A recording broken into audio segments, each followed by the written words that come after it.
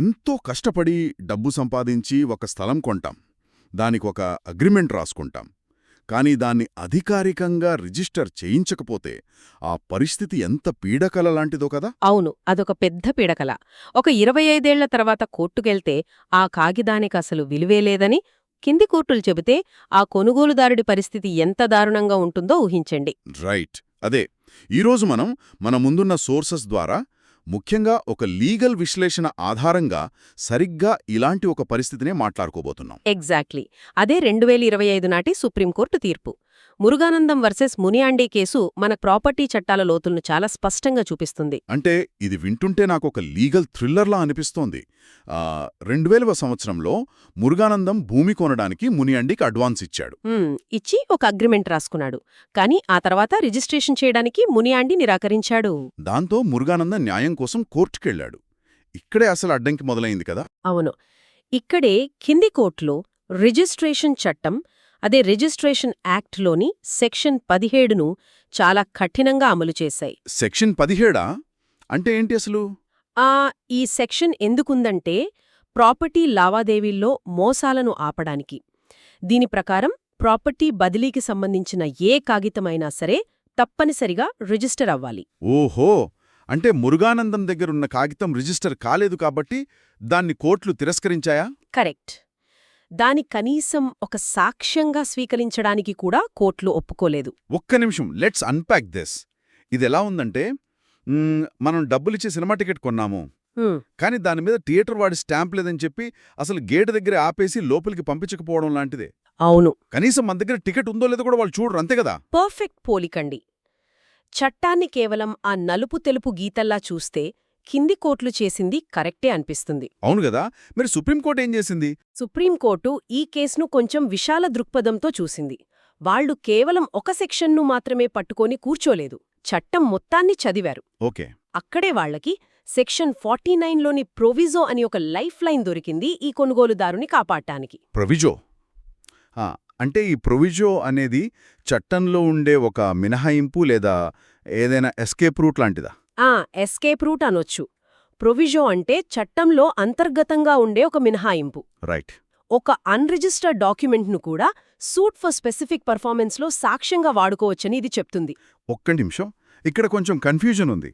ఈ suit for specific performance అంటే ఏంటి? అంటే మనం ముందొక మాట అనుకున్నాం, నేను డబ్బులిచ్చాను కాబట్టి ఇప్పుడు ఆ అగ్రిమెంట్ను అమలు చేయాల్సిందే అని కోర్టును అడగడమన్నమాట. అర్థమైంది. మురుగానందం అడిగింది కూడా అదే కదా. అగ్రిమెంట్ ప్రకారం భూమి రిజిస్టర్ చేసేలా ఆదేశించండి అని అడుగుతున్నాడు. ఓహో, దానికి ఆధారంగా ఆ అన్రిజిస్టర్డ్ కాగితాన్ని చూపించడానికి సుప్రీంకోర్టు అనుమతించిందన్నమాట. కరెక్ట్. సో ఇదంతా చూస్తుంటే నాకొక డౌట్ వస్తోంది. అంటే సుప్రీంకోర్టు ఆ కాగితాన్ని తీసుకున్నంత మాత్రాన మురుగానందన్ కేసు గెలిచేసినట్లు కాదు కదా. చాలా మంచి పాయింట్ అడిగారు. ఇక్కడే మనం చట్టంలోని 2 ముఖ్యమైన పదాల మధ్య ఉన్న తేడాను అర్థం చేసుకోవాలి. ఆ పదాలేంటి? అవే అడ్మిసిబిలిటీ మరియు వ్యాలిడిటీ. సుప్రీంకోర్టు ఇక్కడ ఆ డాక్యుమెంటుకు ఇచ్చింది కేవలం అడ్మిసిబిలిటీ మాత్రమే.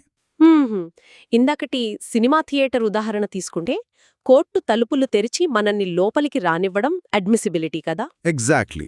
మరి వ్యాలిడిటీ అంటే? లోపలికి వచ్చాక మనం చెప్పేది నిజమని, మన దగ్గరున్నది ఒరిజినల్ టికెట్ అని నిరూపించుకోవడం వ్యాలిడిటీ అన్నమాట. వావ్, ఆ ఉదాహరణ పర్ఫెక్ట్గా సరిపోయింది. అడ్మిసిబిలిటీ అంటే కోర్టు ఆ కాగితాన్ని భౌతికంగా స్వీకరించి ఒక సాక్ష్యంగా పరిశీలించడానికి ఒప్పుకోవడం. అవును.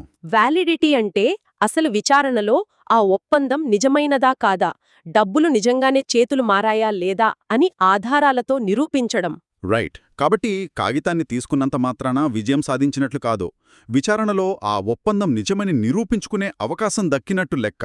అవును, చిన్న చిన్న విధానపరమైన లోపాల వల్ల లేదా ఒక స్టాంప్ లేదనో సామాన్య పౌరుడకు న్యాయం దూరం కాకూడదనే గొప్ప సూత్రాన్ని సుప్రీంకోర్టు గట్టిగా నిలబెట్టింది. ఇది నిజంగా చాలా అవసరమైన తీర్పు. అయితే ఇక్కడ మనం కొన్ని ముఖ్యమైన పాఠాలు నేర్చుకోవాలి. సామాన్యుల విషయానికొస్తే ఏంటి మీ సలహా? 25 ఏళ్లపాటు సాగే ఇలాంటి కోర్టు పోరాటాలు, ఆ టెన్షన్లు తప్పించుకోవాలంటే ప్రాపర్టీ అగ్రిమెంట్లను వెంటనే రిజిస్టర్ చేయించుకోవడం అన్నిటికంటే ముఖ్యం. రైట్. కానీ అదే సమయంలో పాత అన్రిజిస్టర్డ్ కాగితాలే కదా అని వాటినెప్పుడు పారేయకూడదు కదా. మురుగానందం కేసులో అవే ఒక లైఫ్ లైన్లా మారి అతని కేసును నిలిపాయి. మరి లాయర్లకు న్యాయ విద్యార్థులకు వాళ్లకేం టేకవే? వాళ్లకి ఇది చాలా ముఖ్యమైన కేస్ స్టడీ. కింది కోర్టుల్లో కేసు ఆధారాలను మొదట్లోనే కొట్టివెయ్యకుండా కాపాడుకోవాలంటే ఈ సెక్షన్ 49 ప్రొవిజో అనే ఆయుధంపై వారు పూర్తి పట్టు సాధించాలి. అంటే ఒక డాక్యుమెంట్ను కేవలం అడ్మిట్ చేయించుకోవడానికి, దాన్ని కోర్టులో ప్రూవ్ చేయడానికి మధ్య ఉన్న తేడాను స్పష్టంగా అర్థం చేసుకోవాలన్నమాట. అవును, 100% కరెక్ట్. నిజంగా 2000 సంవత్సరంలో రాసుకున్న ఒక సాధారణ అన్రిజిస్టర్డ్ కాగితం చుట్టూ అల్లుకున్న ఈ సుదీర్ఘ పోరాటం మన న్యాయ వ్యవస్థ ఎలా పనిచేస్తుందో అద్భుతంగా చూపించింది. అవును. అయితే ఈ డీప్ డైవ్ ముగించే ముందు నాకొక ఆసక్తికరమైన ఆలోచన వస్తోంది. ఏంటది? ఒక సాధారణ కాగితం మీద రాసుకున్న ఒప్పందానికే ఇప్పుడు చట్టాల కింద ఇంత విలువ ఉంటే, భవిష్యత్తులో వాట్సాప్ మెసేజ్లు, ఈమెయిల్స్ లేదా ఆన్లైన్ ద్వారా చేసుకునే డిజిటల్ ప్రామిస్ల పరిస్థితి ఏంటి? చాలా మంచి ప్రశ్న. రాబోయే దశాబ్దాల్లో కోర్టులు ఇలాంటి వాటిని సాక్ష్యాల చట్టాల కింద ఎలా పరిగణిస్తాయి, ఆ డిజిటల్ అగ్రిమెంట్స్కి అడ్మిసిబిలిటీ ఎలా వస్తుంది అనేది మనం ఖచ్చితంగా ఆలోచించాల్సిన విషయమే.